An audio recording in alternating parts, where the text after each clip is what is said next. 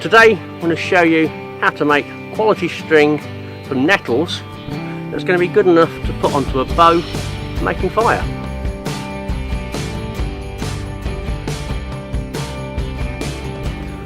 So here we have a nettle. I'm going to pinch the top.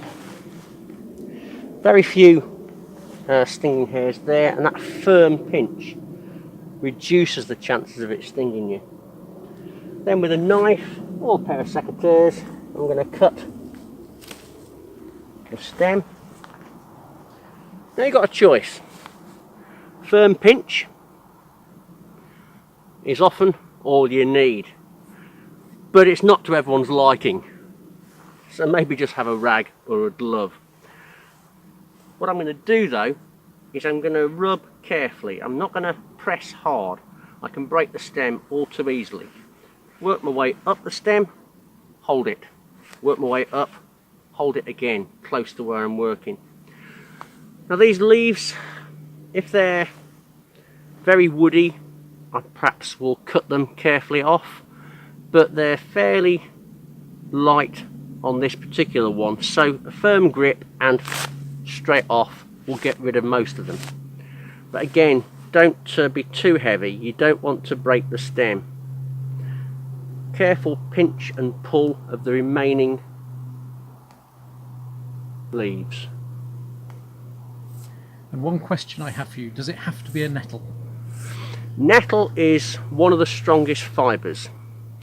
With a bow drill, it's not just about the straight pull, it's that ability to cope with the wear and tear around the drill.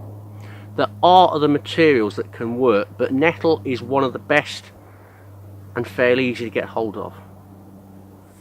So now we've got the nettle. It's actually a square stem,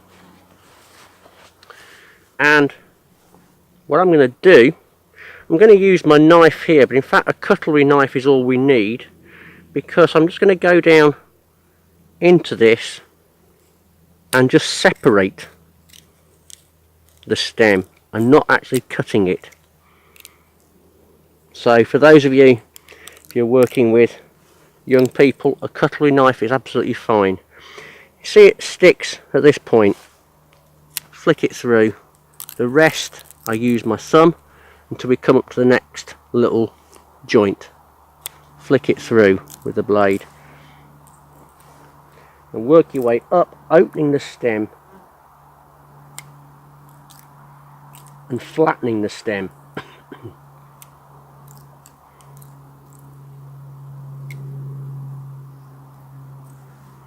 All the way up to the top.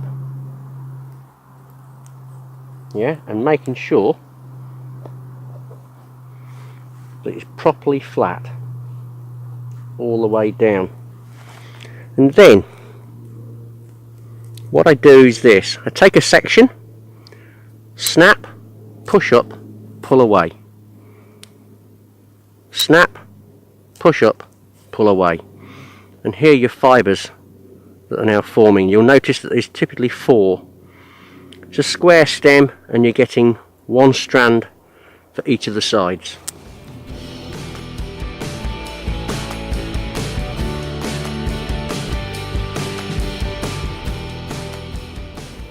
A nice set of fibres. We need them to dry a little bit.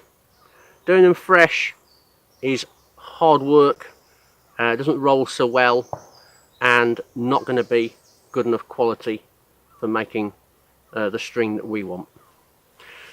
Here's some I prepared earlier. Again, you'll see typically the 4 strands. If I open these up, we've got 4 strands emerging there.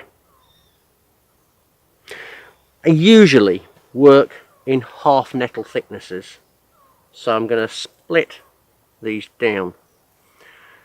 You don't have to, it's just very convenient for me. So going in half again here,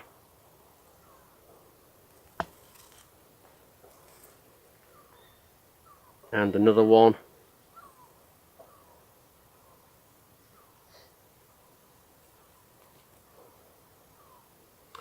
and I'll do those if I need them later. So now we've got a section of fibres. It's usually a good idea to work out which is the top of the nettle and which is the bottom. These, oops, there's a little bit of pith left onto this one. We must get all of this out. This is the base, the thicker end. This is the top. I want the fibres to be even. So it's a good idea, if I'm making a short length of cord, to get another set of fibres overlapping the thin ends,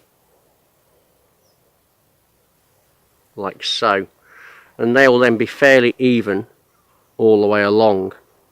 However, with this length of cord, suitable for a bow, I'm going to want to extend it.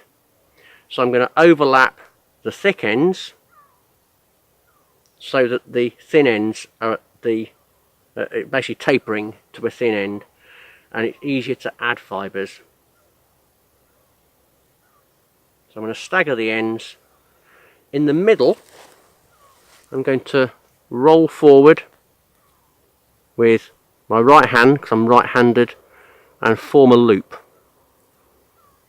What I'm then going to do is I'm going to twist the right hand bundle to the right, bring it over to the left, the right hand bundle to the right and over to the left.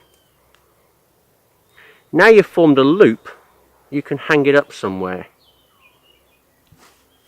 Let's have a look what we've got in the wood. We've got this little twig.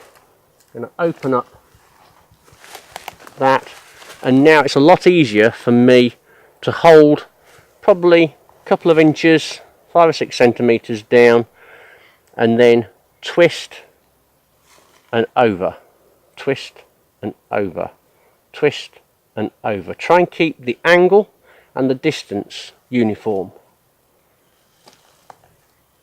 Already I can detect a little bit of difference in thickness. This one's now thinner. I need this to be even, and around about 4 millimeters thick, possibly 5 for a bow for making fire. To add fibres, I'm going to just split another nettle down,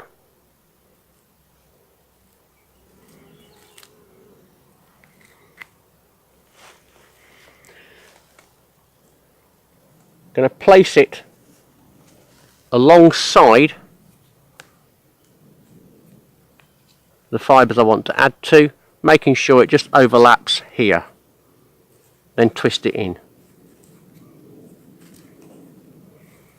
The same thing on this side, place it alongside so it's just overlapping, twist it in. I can now continue, and if I get that before it really needs it, it doesn't affect the strength. And then we carry on twisting. You can twist them both in the same direction. I usually do one at a time. Working with people having done this for the first time, or if they're very young, they very often want to mirror, and they do one way and one the other. But this is a more efficient way of doing it if you know what you're doing. And there's your string being formed. So there we have some quality nettle cord, and it's interesting, isn't it? A lot of people don't like the nettle. Oh, it stings, it's something horrible. Yet it's not.